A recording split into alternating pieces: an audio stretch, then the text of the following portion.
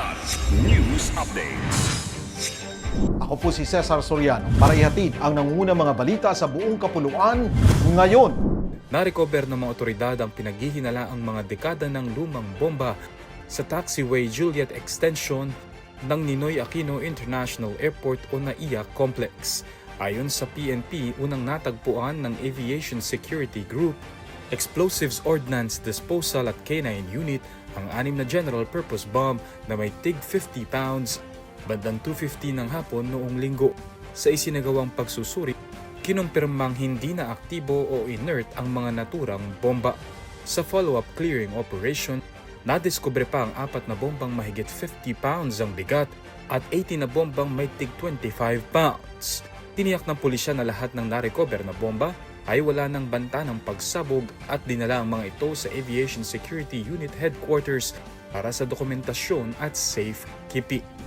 Nagkaroon ng peace rally ang mga residente at dating rebelde sa harap ng Municipal Hall ng Toboso, Negros Occidental bilang pagkondena sa umano'y pagpaslang ng 48 sibilyan na iniuugnay sa New People's Army o NPA simula noong nakaraang taon. Nagtipon ng mga kalahok upang igiit ang hustisya para sa mga biktima at manawagan ng agarang pagtigil sa karahasan sa kanilang komunidad. Ayon sa mga dumalo, patuloy umanong naaapektuhan ang seguridad at kabuhayan ng mga residente dahil sa presensya ng armadong grupo. Nanindigan ng mga dating rebelde laban sa NPA at hinikayat ang iba pang miyembro na talikuran ng armadong pakikibaka. Iginiit ng mga residente ang pangangailangan ng kapayapaan, kaayusan at mas matibay na proteksyon mula sa pamahalaan upang maiwasan ang karagdagang karahasan sa lugar.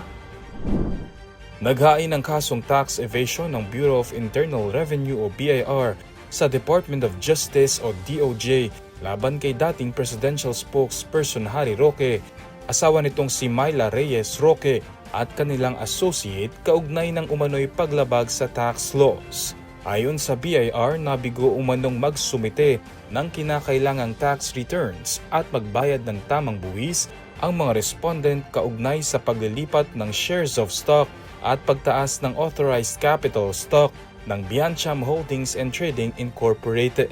Tinatayang aabot sa mahigit 3.35 million pesos ang kabuuang tax deficiency kabilang ang surcharge at interest.